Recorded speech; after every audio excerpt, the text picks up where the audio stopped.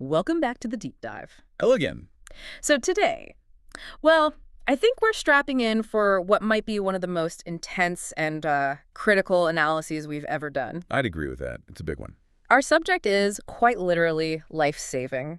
We're going to be talking about the immediate assessment and management of the severely injured trauma patient.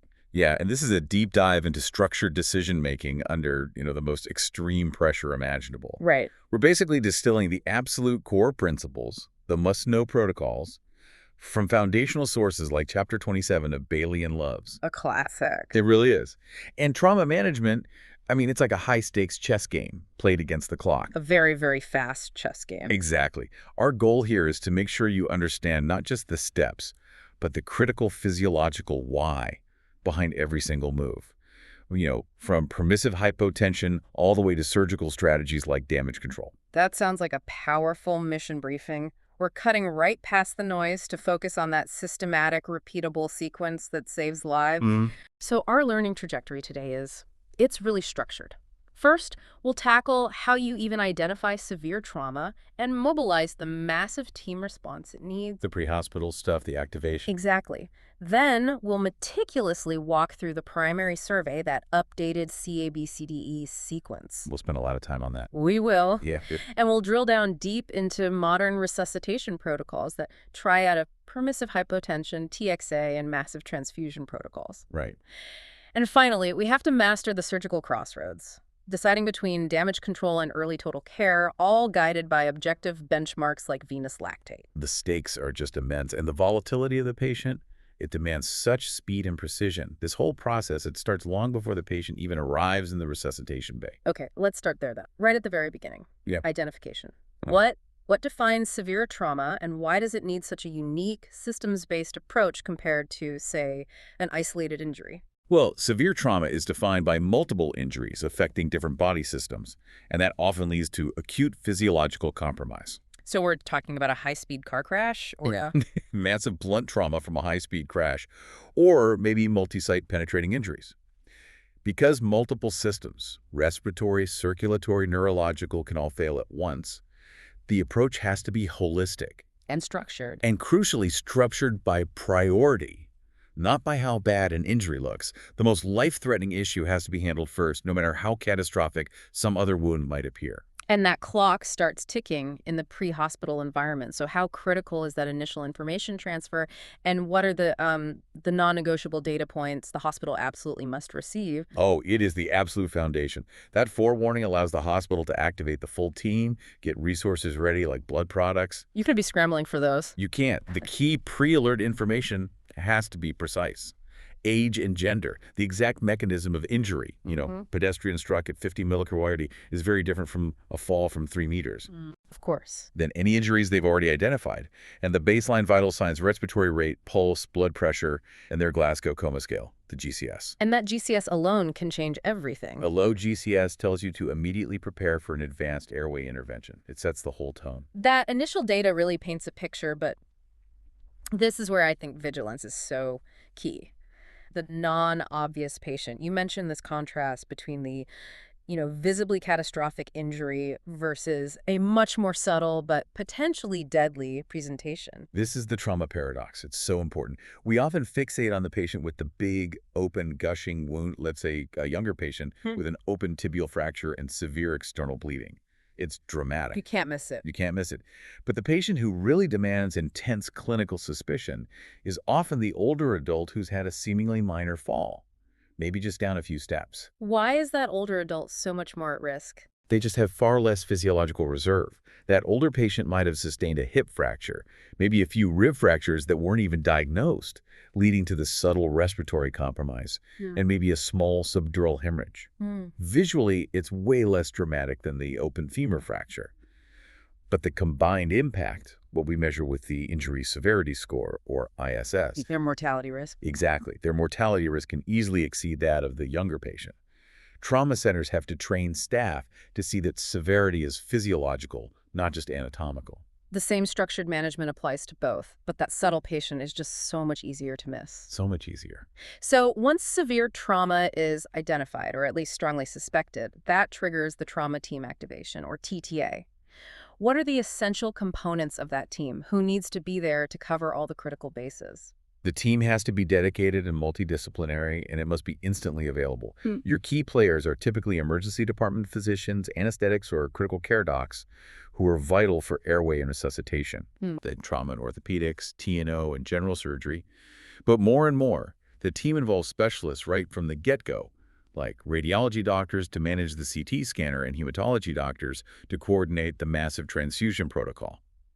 And the main advantage of bringing all these experts together isn't just that they're in the room, is that they can work at the same time, right? This is the core principle that really sets trauma care apart. Absolutely. The whole process is structured by ATLS principles, but the team's real power is in simultaneity. So while the airway doc is assessing A, the trauma surgeon is assessing B and C, and other people are getting IV access. It's all happening at once. It is.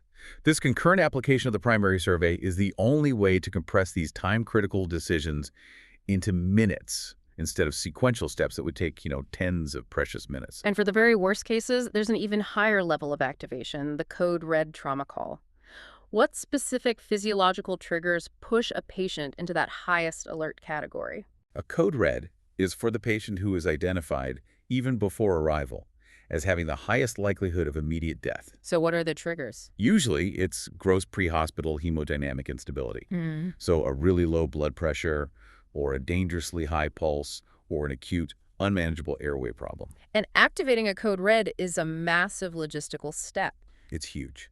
It automatically summons the most senior consultants from each discipline before the patient even arrives. And it also triggers the MTP. Yes. Critically, Code Red activates the massive transfusion protocol.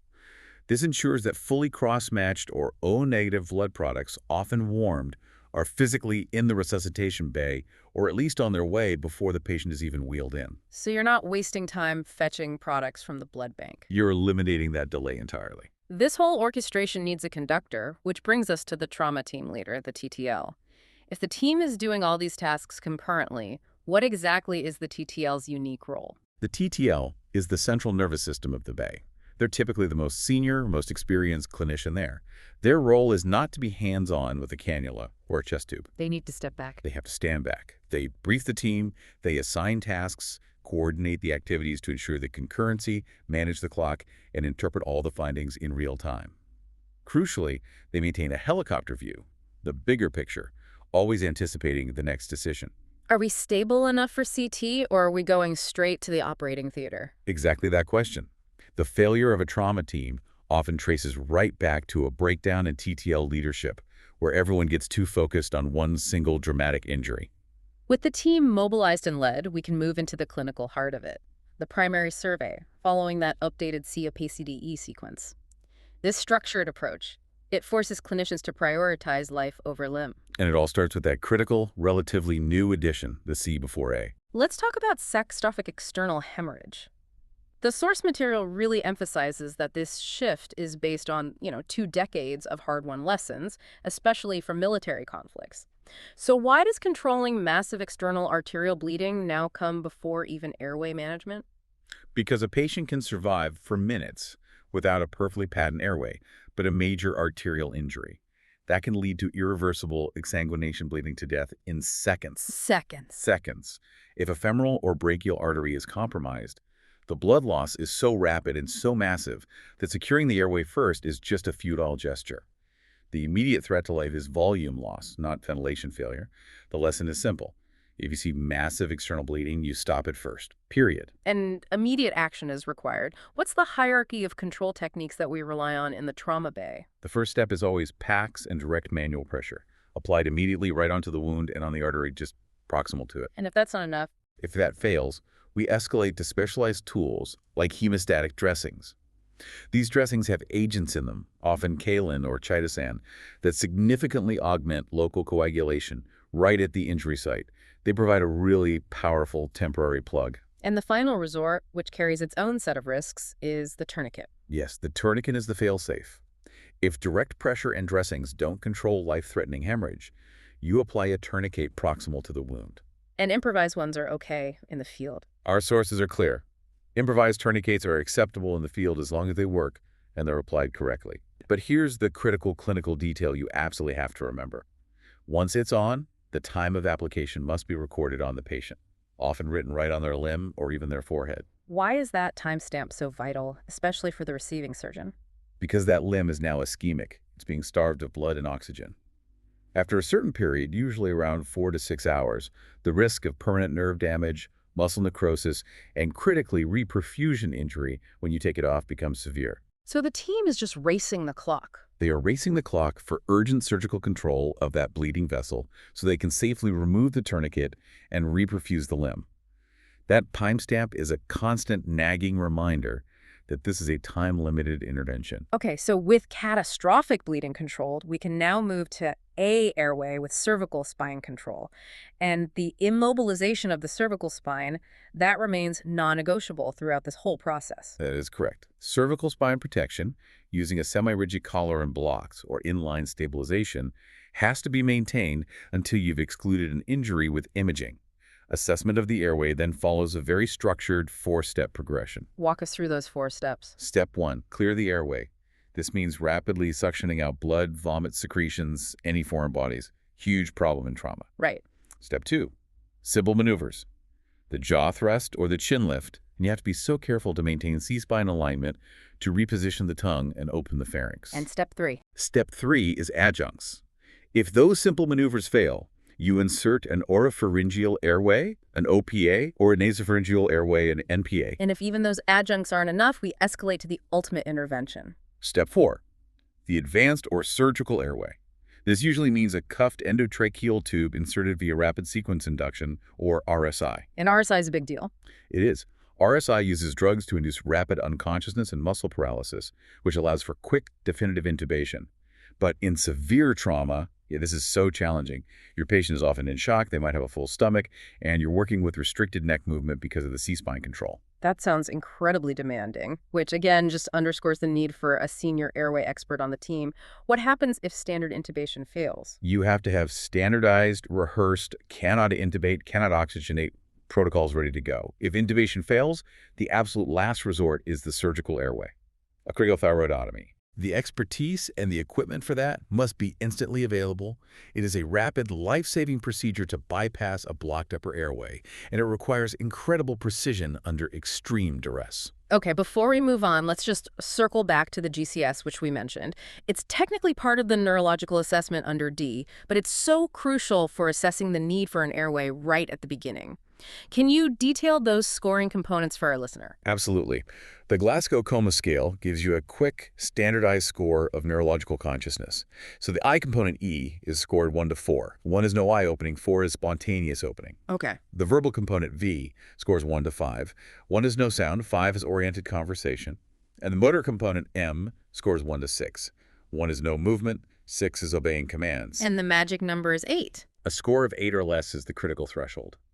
That's an unprotected airway, and it often means you need definitive intubation. It's also so important to remember the pitfalls. If the patient is already intubated, you can't test their verbal score.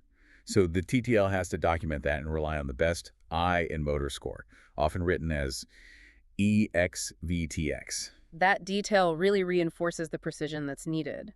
Okay, moving to B, breathing and ventilation.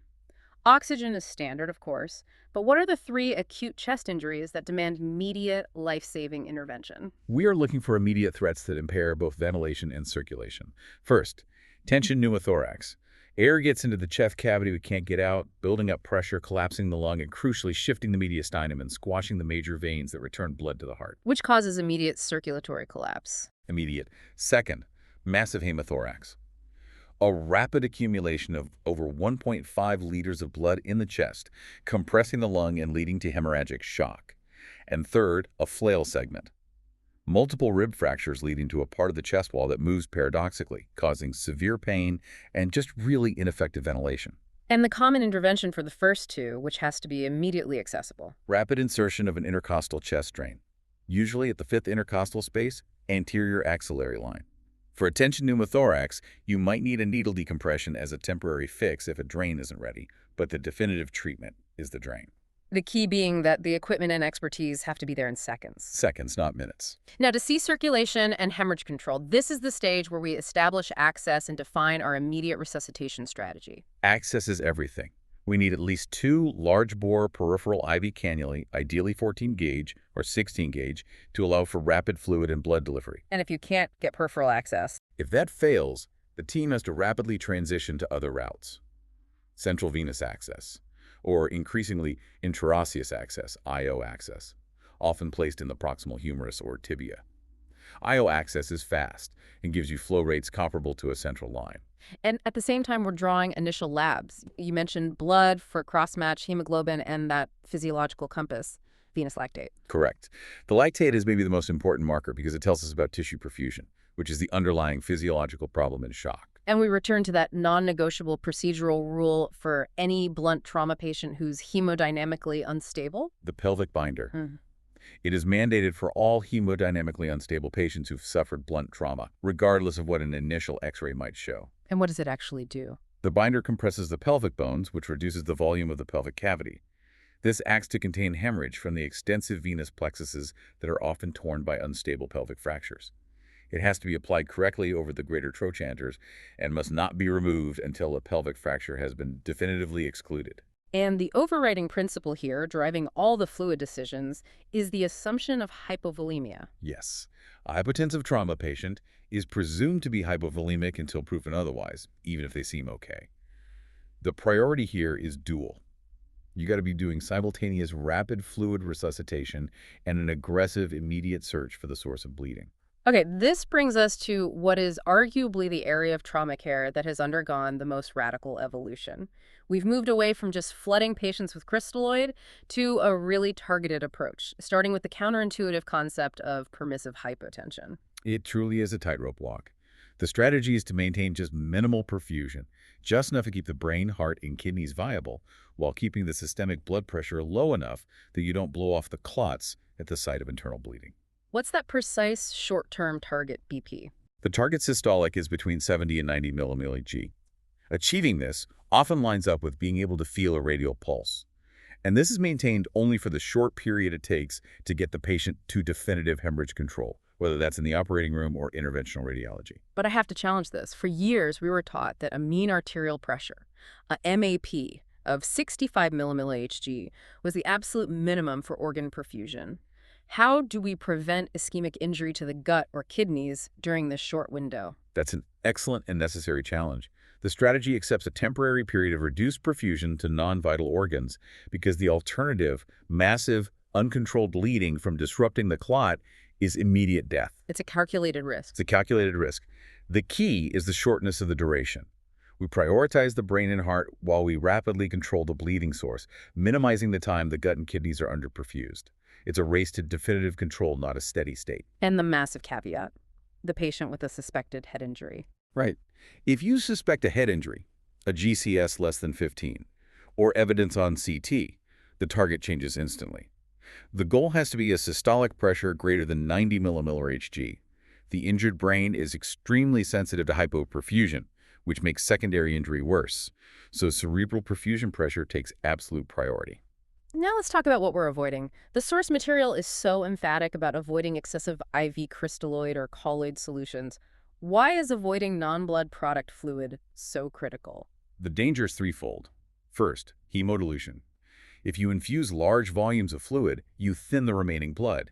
You're diluting the red cells and, critically, the circulating clotting factors and platelets. You're directly causing a trauma-induced coagulopathy. You're making them bleed more. You're making them bleed more. Second, acidosis and hypothermia. Fluids like normal saline are often cold and acidic compared to blood, which just exacerbates the lethal triad we'll talk about. And the third danger relates to the vascular system itself. Yes. Excessive crystalloid makes what we call trauma-induced endotheliopathy worse.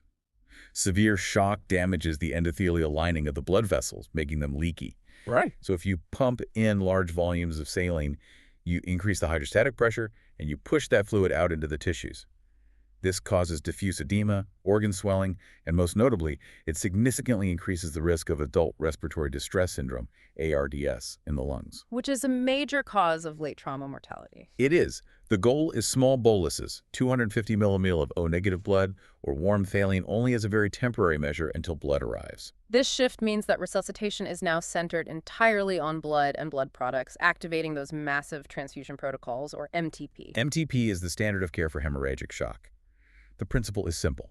We replace what the patient is losing whole blood components. And critically, all products have to be warmed to prevent making hypothermia worse. It's about balanced resuscitation. It is, restoring oxygen carrying capacity and the clotting cascade. And the golden ratio for MTP. The goal is to provide a 1 packed red cells, 1 fresh frozen plasma, platelets ratio. We call it 1.1.1. It's designed to counteract the consumptive coagulopathy you see in massive hemorrhage, where the body just rapidly uses up its own clotting factors. So by giving plasma and platelets early with the red cells, you stabilize the whole system. The whole hemostatic system, not just oxygen delivery. And to maximize that clotting stability, we add an antifibrinolytic drug, tranexamic acid or TXA. How does TXA specifically reduce mortality from bleeding? So TXA works by inhibiting fibrinolysis, which is the natural process that breaks down blood clots. By stabilizing the clots that are already there, it drastically reduces ongoing blood loss. Its efficacy is proven in both blunt and penetrating trauma. Then timing is absolutely everything with TXA. What is that critical therapeutic window? It is maybe the most time-sensitive intervention in the whole trauma bay. It has to be given as early as possible, ideally pre-hospital or within the first hour of injury. The data is unequivocal. Its benefit drops off a cliff after 3 hours from the time of injury. So after 3 hours, it's too late. After that 3-hour mark, the benefit may disappear entirely, or there's even a potential for harm from unnecessary clot stabilization. What are the dosing and the straightforward clinical indication for its use? The dosing is 1 gram 5E, given slowly over 10 minutes, followed by a 2nd gram over the next 8 hours. The clinical indication is just suspected significant hemorrhage, which we define practically by signs of shock, a systolic blood pressure under 110, or a pulse rate over 110. Okay, so once resuscitation is underway, the next massive task is locating the source of internal hemorrhage. We look for those 5 sites: chest, abdomen, pelvis, long bones, and external. And this search drives our imaging strategy. Exactly. And the current gold standard investigation for the patient with multiple injuries or physiological derangement is the whole body CT, the WBCT. What defines a WBCT, and why has it become the gold standard over, say, selective imaging? A WBCT is a contrast-enhanced CT scan that runs from the head all the way down to the pelvis. It's the gold standard because it provides a rapid, comprehensive, systemic assessment. It finds not just one bleeding site, but all potential sites, including subtle injuries like a small splenic laceration or a tiny pneumothorax that selective imaging would just miss. Our sources are really explicit about the rules for using WBCT. What are the key limitations or indications? First, there is no role for selective scanning in the severely injured patient. It has to be whole body. Second, the decision to scan must be based on signs of multiple injuries or deranged physiology, not just the mechanism of injury alone. So a high-speed crash alone doesn't automatically mean a scan? Not if the patient is physiologically normal, no. Third, and most importantly, the WBCT should not cause a delay. Trauma centers have to put their CT scanners right next to the resuscitation bay to allow for simultaneous patient stabilization and scanning. That concept of concurrency is key again. The diagnostic sweep has to be almost immediate. Precisely. If the patient is stable enough for the WBCT, you prioritize the scan. The radiology team gives you a provisional hot report within minutes, identifying any immediate surgical problems, and the definitive report follows within the hour. But the critical decision point comes for the patient who is too unstable, too hypotensive, too acidotic to safely leave the resus bay for that CT. They need immediate intervention. What protocol does the TTL start then? That patient requires immediate transfer to the operating theater for surgical control. The most likely source of ongoing, life-threatening internal bleeding in that scenario is intra-abdominal or pelvic. And before they leave the bay? Before they go, a rapid diagnostic sweep is mandated. An immediate portable chest X-ray to rule out catastrophic intrathoracic bleeding, and an immediate pelvic X-ray. Should we still try to get a fast scan, the focused abdominal sonography for trauma on this unstable patient? A fast scan is quick, and it can identify free fluid, which is likely blood, in the abdomen. So it's helpful, but it should not delay the immediate transfer to theater. You can do it while you're waiting for the surgical team to scrub. And the final vital procedural detail for that unstable patient who's going for immediate abdominal surgery. The pelvic binder must stay on. A correctly positioned pelvic binder at the greater trochanters does not get in the way of laparotomy. If you take it off too early, you risk dislodging any clot that's formed around a pelvic fracture, causing renewed massive hemorrhage while the surgeon is busy in the abdomen. Okay, so with immediate life threats managed and imaging underway, we complete the primary survey with D and E. Starting with D, disability. What are the key neurological checks? D focuses on assessing the central nervous system. We reassess the GCSI, verbal and motor, and we look for any evidence of lateralizing signs like unequal pupils or different movement in the limbs. This helps identify early signs of an expanding intracranial bleed or a spinal injury. And C-spine protection remains paramount. Absolutely. The collar and blocks stay on until spinal injury is definitively excluded, usually by that early WBCT. And E, exposure and environment, which ties directly back into our discussion of the triad of death. Right. The patient has to be fully exposed for a rapid but thorough secondary survey. You can't find what you don't look for. However, once they're exposed, maintaining normothermia is essential. Hypothermia, a core temp below 35 degrees C, rapidly makes coagulopathy worse. So we have to be aggressive with warming strategies. Very aggressive. Warm blankets, warm trolleys, circulating warming devices for all fluids and blood products. This is not a trivial concern. If the patient gets cold, they will bleed uncontrollably no matter how much blood you give them. This issue of hypothermia and coagulopathy is so foundational. But before we get to the triad, we need to cover specific procedures that are now explicitly forbidden because they cause harm. The biggest one is against log rolling the patient immediately. Log rolling, which used to be the standard technique to examine the back, is now deferred in severe blunt trauma, especially if you suspect pelvic instability. Why is log rolling so uniquely dangerous in the context of a severe pelvic fracture? The act of forcefully rotating the patient can mechanically disrupt the unstable pelvic ring. This is a huge problem because the venous plexuses and small arteries around a pelvic fracture site often clot spontaneously, just from the pressure of the surrounding tissues. And log rolling undoes that. It can dislodge those early, life-saving clots, causing massive renewed bleeding that is incredibly difficult to control externally. It should not be done until a pelvic fracture is ruled out on X-ray or CT. So if we need to move the patient, say, onto the CT scanner, what's the approved, safer alternative? We use a limited maximum 20-degree roll with meticulous inline spinal stabilization. Modern trauma centers rely on specialized equipment, like scoop stretchers, which allow the patient to be moved with minimal manipulation of the spine and pelvis. And what about the back examination itself during the primary survey? For blunt trauma, a formal log roll just to examine the back adds minimal useful information during the primary survey, and it unnecessarily delays the critical WBCT. The only exception being penetrating trauma. Right. In penetrating trauma, you must look for potential entry or exit wounds on the back. Otherwise, you defer that comprehensive back exam until the patient is stable and imaging is done. The second absolutely forbidden mechanical test is springing the pelvis. This is a historical procedure that has to be abandoned entirely. Mechanically testing the pelvis pressing down on the iliac crest to check for instability adds no useful clinical information. And, just like log rolling, it risks disrupting those life-saving blood clots. The diagnosis has to be radiographic. Radiographic only, not mechanical. Okay, so once the life threats are managed and the patient is stable enough, we move past the primary survey into the subsequent stages, the secondary and tertiary surveys. The secondary survey is that detailed head-to-toe examination you do after the primary survey is complete and the life threats are managed.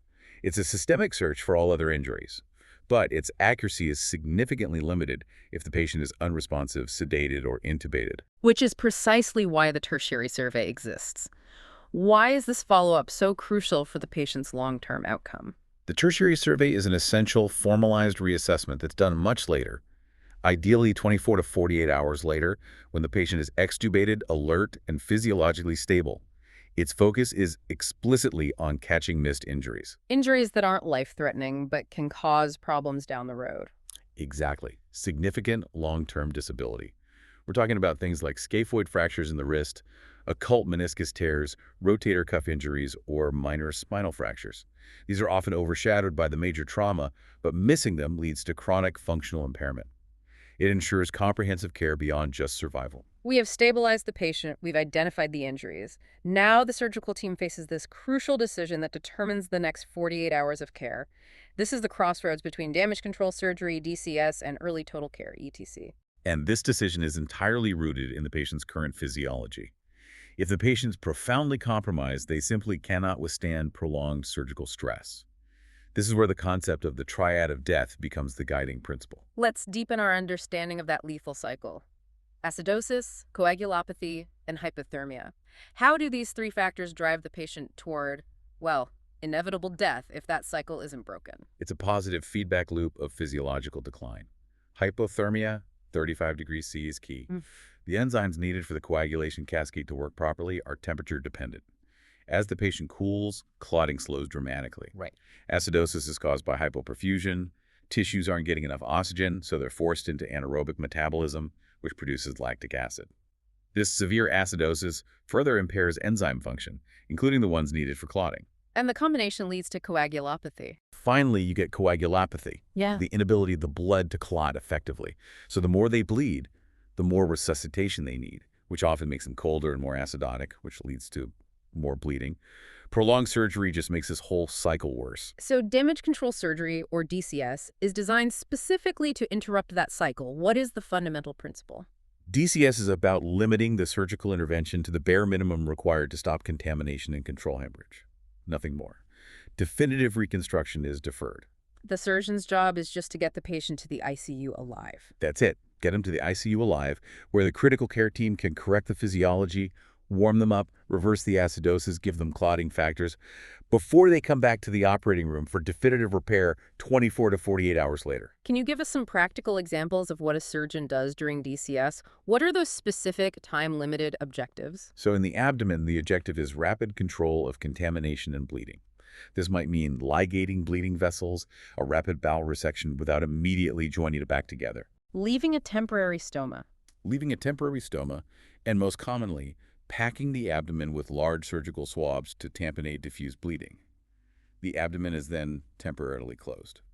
And how is that temporary abdominal closure achieved? Well, traditional methods include just simple skin sutures or staples, but modern DCS often uses negative pressure wound therapy vacuum dressings, or something called a Bogota bag, which is a sterile plastic sheet sutured to the skin edges. It provides a flexible but contained closure. The goal is just rapid, temporary containment. Exactly, until the patient is physiologically ready for definitive closure. What about orthopedic damage control surgery? Because that's often the most time-consuming part of trauma repair. Ortho-DCS is limited to two major tasks. First, a thorough debridement of any open fractures to remove contamination, which is crucial to prevent sepsis. And Second, rapid temporary stabilization of long bone fractures, often using an external fixator, a frame applied outside the body, to align and stabilize the limb without the stress of internal fixation like plates and rods. And in the most severe cases? In cases of severe limb ischemia or a crush injury, the surgical team might even choose amputation over a lengthy revascularization procedure if that procedure threatens the patient's life by prolonging the acidosis and hypothermia cycle. On the other side of the equation, then, we have early total care, or ETC. When are we comfortable proceeding directly to definitive repair? ETC is the definitive management of all known injuries within a tight time frame, usually within the first 6 hours. And this approach is suitable only for patients who respond well to initial resuscitation and are deemed physiologically robust. It's the ideal route, but only if the patient can tolerate it. How do senior clinicians define suitable? What are the objective physiological benchmarks that give the green light for ETC? We rely on clear indices. The patient should have a stable, acceptable pulse rate, typically under 100. They need a normal blood pressure and respiratory rate. Signs of good perfusion. Right. Adequate organ perfusion, which we see as urine output greater than 30 millimolars per hour. They have to be normothermic core temp above 35 degrees C. Their coagulation screen has to be normalized. And most critically, they must have resolved their acidosis. And if they meet those benchmarks, what are the benefits of proceeding with ETC, particularly in musculoskeletal trauma? The benefits are substantial. For fractures, definitive internal fixation allows immediate stability. This makes nursing care so much easier. It reduces the risk of long-term pulmonary complications like pneumonia and fat embolism syndrome. And they can get moving sooner. It allows for much earlier patient mobilization and significantly reduces their length of stay in both the ICU and the hospital overall. It sounds like the decision to go with ETC isn't a one-time choice, though. It requires continuous vigilance. Oh, it demands continuous reassessment. Even if a patient starts an ETC procedure, if their physiology deteriorates in the operating room, if they become acidotic, their temperature drops, they become profoundly hypotensive, the surgical team has to have a contingency plan. They must be prepared to immediately convert the procedure to damage control surgery, aborting the definitive repair to focus on damage limitation and getting them to critical care. Which brings us to the single most useful physiological marker that guides this entire DCS versus ETC decision process, venous lactate. Lactate is our physiological compass. It is a direct reflection of tissue perfusion and oxygen delivery. A high lactate means tissues are starved of oxygen, forcing them into anaerobic metabolism. It signals that the patient is still in shock, no matter what their blood pressure monitor says. It's the clearest objective measure. The clearest objective measure of the adequacy of our resuscitation. Okay, for our listener who might be revising these clinical concepts, we need absolute clarity on the lactate thresholds that dictate the surgical strategy. Let's start with the baseline for suitability. A normal lactate is less than 2 mmol. If the patient maintains a lactate level below 2 mmol, that's a strong indicator that tissue perfusion is restored, acidosis is resolved, and they are physiologically optimized. This patient is suitable for early total care. What about the clear indication for immediate damage control surgery? A lactate level greater than 5 mmol is the red flag. This signifies profound shock and under-resuscitation. This patient cannot tolerate a lengthy procedure and mandates transfer to critical care via damage control surgery. That leaves the intermediate or moderately elevated zone. What if we see a level above 3 millimol? A level greater than 3 mmol strongly suggests persistent shock or inadequate resuscitation. The patient needs further aggressive resuscitation in the ICU. If surgery is absolutely unavoidable because of ongoing hemorrhage, they must proceed with damage control. You just can't do definitive repair on a patient with persistent acidosis. And the final gray zone, that 2 to 3 millimol range where the absolute number matters less than the trend. In the 2-3 millirol range, you have to watch the trend.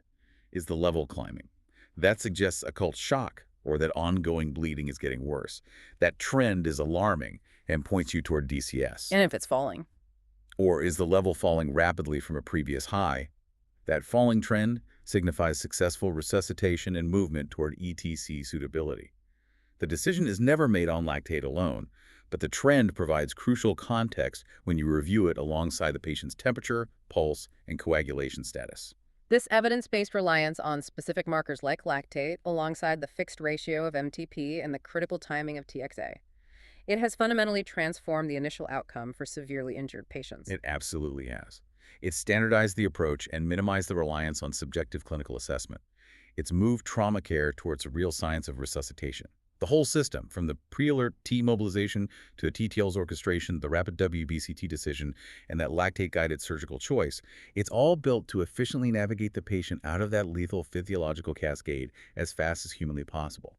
This structured management process, guided by all these foundational principles we've discussed, it really maximizes the patient's chance of surviving that initial critical 24-hour period. Let's just consolidate the critical takeaways from this deep dive. First, that absolute priority shift. Remember, C's for catastrophic hemorrhage comes first. Use pressure, hemostatic dressings, tourniquets, and crucially record the time of application. Yes. Second, fluid resuscitation is balanced. Use the 1.1.1 ratio of blood products and avoid excessive crystalloids to minimize that trauma-induced endotheliopathy and the risk of ARDS. Third, recognize the lethal triad of death acidosis, coagulopathy, and hypothermia. And understand that damage control surgery is the physiological stopgap designed to break that cycle. And fourth, use venous lactate as your objective compass. Below 2 millimol is the green light for early total care. Above 5 millimol mandates damage control surgery. And please remember the procedural prohibitions. Defer log rolling and never ever mechanically spring the pelvis. These actions can risk dislodging life-saving blood clots. The speed of diagnosis and control is everything. It really is. We know that the current structured protocol strives to minimize the time between presentation, diagnosis via WBCT, and definitive intervention. This compression of time is absolutely critical. It is. So given the relentless pace of technological advancement, especially in AI-driven diagnostics and portable imaging, here's a thought. What happens when the initial assessment performed maybe by pre-hospital teams or by advanced AI algorithms upon arrival is instantly and definitively diagnostic? What happens when we compress that critical time window for resuscitation and surgical decision-making even further? That's a fascinating thought. The focus will shift almost entirely away from the time it takes to diagnose and solely onto the logistics of intervention and getting the necessary resources to the patient faster than we ever thought possible. A fascinating prospect for the future of trauma-based logistics. Thank you for joining us for this essential deep dive into life-saving protocols. We'll see you next time.